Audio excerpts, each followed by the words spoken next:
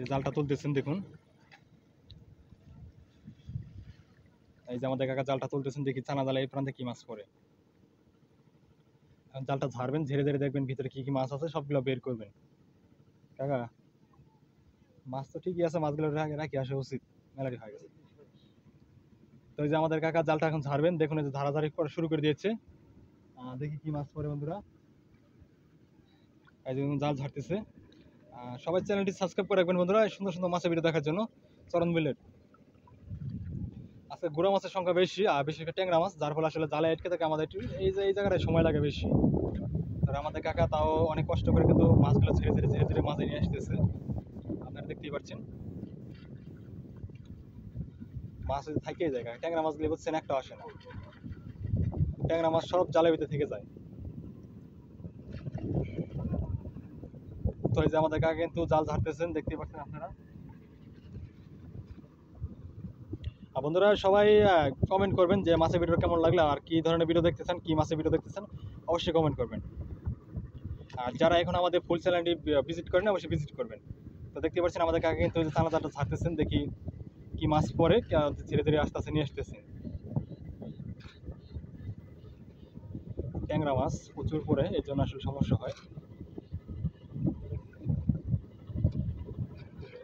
আমাদের কাকা কিন্তু ধীরে ধীরে কিন্তু জালটা ঝাড়তেছে।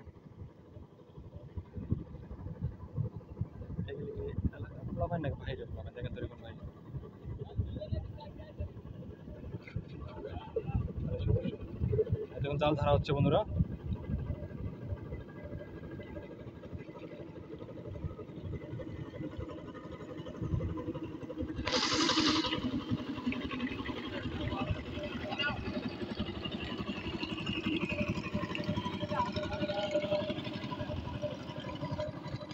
দেখুন জাল ধরা হচ্ছে বন্ধুরা, দেখুন আমাদের,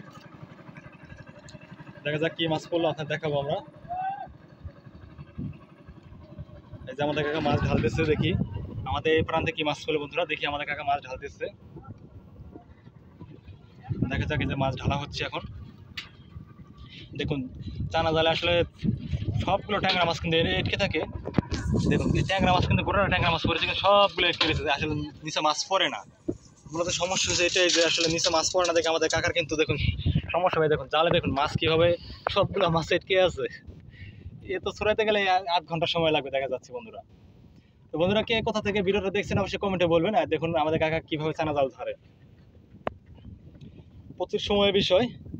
একটা ট্যাংরা মাছ আসলে নিচে পড়তেছে না, আমাদের কাকা এখন হাত ঢুকে ঢুকে প্রতিটা ট্যাংরা মাছ ছড়িয়ে দিতে হবে।